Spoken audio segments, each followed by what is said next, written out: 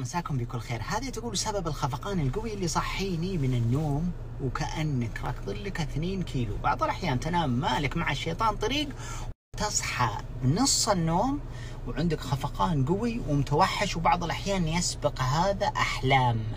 هنا دائما إذا كان في ارتفاع في هرمونات الاستيقاظ أو المعروفة بهرمونات الاضطراب اللي هو الأدرينالين والكورتيزول، هذول المفروض يكونوا منخفضات أثناء النوم، بدل جيت تصحى من بكرة الصباح يرتفعون بشكل بسيط.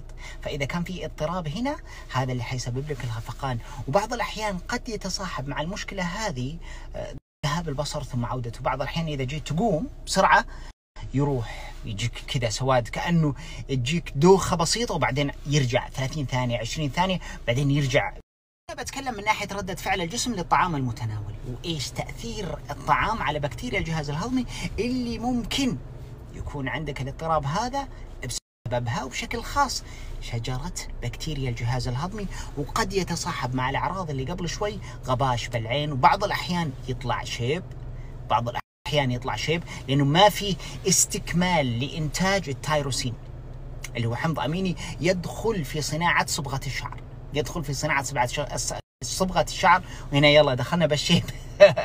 فهنا أهم حاجة تحرص عليها وتعرف أنه تأثر على بكتيريا الجهاز الهضمي، خليك بدون جلوتين تماما. أبعد الجلوتين، خبز ومخبوزات ومعجنات بشكل خاص اللي تشتريها من برا واللي تكون غير عضوية، لأن في مادة اسمها جلايفوسيت.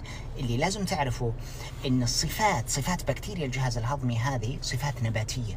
اللي ممكن يسبب مشكلة للنبات، نعم ممكن يسبب مشكلة في بكتيريا الجهاز الهضمي عندك.